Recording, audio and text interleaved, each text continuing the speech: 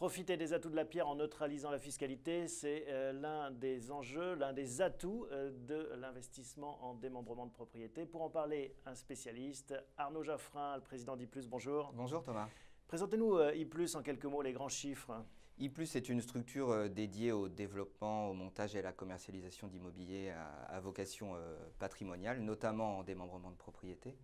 C'est une structure que j'ai créée en 2008 qui compte une vingtaine de collaborateurs et qui a généré en 2014 un volume d'affaires, une collecte d'un peu plus de 100 millions d'euros. Et vous, avant de monter I+, vous étiez dans quel... Je dirigeais les activités immobilières d'une banque privée et c'est dans ce contexte que je me suis intéressé à ce qui fait notre cœur de métier aujourd'hui, le démembrement de propriété. Alors parlons-en de ce démembrement.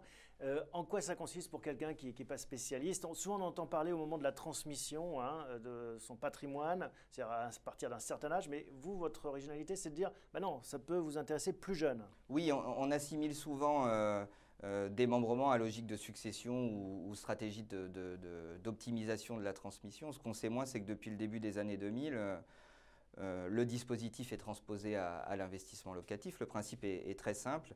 Il s'agit pour un investisseur particulier d'acquérir la nue propriété d'un bien ou le droit de devenir plein propriétaire à une échéance donnée et connue qui varie souvent de 15 à 18 ans. Alors vous nous avez apporté un graphique qui résume ça, où on voit en effet l'épargnant privé, c'est-à-dire votre clientèle qui devient nue propriétaire, et au-dessus, celui qui récupère l'usufruit, c'est le bailleur institutionnel.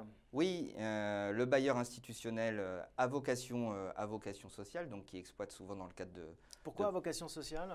Pour sécuriser, on y reviendra un petit peu plus tard, au-delà de l'aspect sociétal et la capacité d'apporter à un bailleur un complément de production dans les zones tendues et sur l'immobilier haut de gamme, pour sécuriser un avantage fiscal pour le client du propriétaire qui, du fait du statut de l'usufruitier, pourra déduire les intérêts d'emprunt générés par cet investissement. Donc ce bailleur va acheter l'usufruit, va percevoir l'ensemble des loyers sur cette période de démembrement, mais prendra également en charge tous les aléas ou frais liés à l'exploitation de ce bien. Quand je parle d'aléas... Ça, c'est un point important, parce que souvent, quand on est propriétaire, on le sait, il y a des charges qui sont inhérentes à l'entretien d'un immeuble, un ravalement de façade, un ascenseur en panne. Là, ce n'est pas le cas, c'est-à-dire que je suis nu propriétaire, mais je ne paye plus rien après? Non. La convention de démembrement qui est fixée avec l'usufruitier fixe clairement les règles de répartition des charges, à savoir entretien courant, gros travaux, remise aux normes éventuelles pendant la période de démembrement et remise en état du bien à échéance de la convention. Donc ça veut dire que je deviens propriétaire immobilier avec une grosse décote. En général, sur 15 ans, c'est 60%. Dans le cas des opérations I+, en effet, la décote est de 40% sur 15 ans, puis 2% de décote supplémentaire par année de démembrement supplémentaire. Donc je paye en effet que 60% du prix du bien, mais je renonce au loyer, à 15 ans de loyer. Alors, comme on vient de le dire, il y a la décote. Ça veut dire quoi? Ça veut dire que sur le papier, vous renoncez à 15 ans de loyer, mais dans les faits, ces 15 ans de loyer, ils vous sont versés en une fois à l'acquisition sous forme de décote sur le prix. Si on investit dans ce type de démembrement avec du crédit en empruntant et que pour une raison ou une autre on a un problème, est-ce qu'on peut sortir de cette opération? Alors le dispositif est d'une grande souplesse puisqu'il vous permet de revendre cette nue propriété à tout moment à un investisseur qui bénéficiera des mêmes avantages que le primo nu propriétaire et avec un horizon de placement un petit peu plus court et une reconstitution de la pleine propriété à une échéance qui sera de 7, de 8, de 12 ans. Alors, la fiscalité, on le disait en introduction, c'est quelque chose d'important dans les investissements en général et celui-là aussi ne fait pas exception. Vous nous avez apporté un graphique qui présente les différents intérêts de ce placement pour tous les investisseurs. C'est la colonne du haut, défiscalisation de l'impôt sur le revenu, économie de taxes foncières, économie sur les frais de notaire et usufruit. Oui, au-delà de l'avantage lié à la décote et cette perception de 15 ans de loyer non fiscalisé et en fonction du profil de client, l'investisseur particulier va pouvoir prétendre à deux types d'avantages. S'il achète comptant, eh bien l'assiette de cash ou de liquidité mobilisée pour investir dans de la nue propriété sera sortie de l'assiette taxable à l'ISF. Et s'il fait appel à un crédit, il va générer des intérêts d'emprunt liés à ce financement. Qui seront déductibles. Qui seront déductibles, en effet, des revenus fonciers très fortement taxés, on le sait. Comment ça se passe à la sortie? À la sortie, une récupération de la pleine propriété, sans formalité, sans taxe, et une possibilité pour le nu propriétaire devenant ou devenu plein propriétaire de récupérer le bien pour le vendre, pour l'utiliser à titre personnel ou le remettre en location à un nouveau locataire.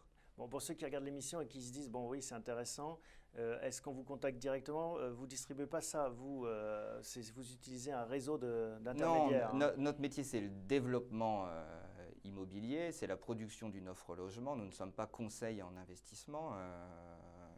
Et la logique, dès la création de l'entreprise, a été de s'adresser à des professionnels de la gestion de patrimoine pour distribuer nos produits, des banques de réseau, des banques privées, des conseillers en gestion de patrimoine généralistes qui nous représentent et qui conseillent nos produits.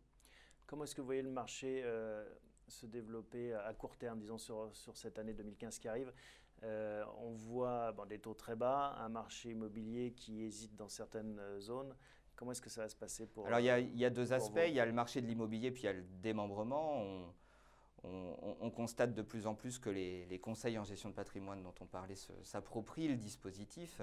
On a encore été récompensé il y a une quinzaine de jours dans le cadre du palmarès gestion de fortune qui nous a élus pour la deuxième année consécutive premier promoteur de solutions immobilières. Ça veut dire que les professionnels aujourd'hui sont convaincus de l'opportunité pour le client de ce type de dispositif qui se développe et se démocratise aussi au sein des collectivités dans les zones tendues, qui nous accompagnent dans le développement de l'offre. Et puis il y a ce marché qui s'est consolidé ces 12 ou 24 derniers mois, et c'est plutôt une bonne chose. Marché qui nous permet en tant qu'opérateur d'être dans une position peut-être un petit peu plus équilibrée avec les promoteurs ou les institutionnels pour fixer un prix en pleine propriété, puisque c'est de ça dont on parle, cohérent pour l'investisseur.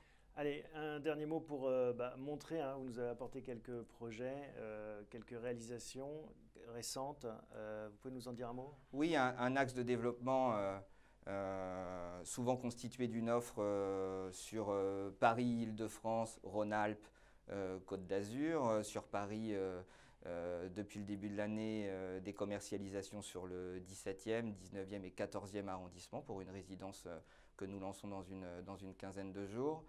Pour les communes de première couronne du Villejuif, du Châtillon, mais également du Bourg-la-Reine. Et en région, 2 opérations à Lyon à la commercialisation et une opération sur les hauteurs de Nice. Bon, donc l'emplacement reste clé parce qu'en effet, c'est un investissement de long terme. L'emplacement est primordial. Et il faut qu'au bout des 15 ans, on soit dans un contexte qui soit favorable. Qui soit favorable au marché locatif et au complément de revenus pour l'investisseur. Merci Arnaud. Merci à vous. À bientôt.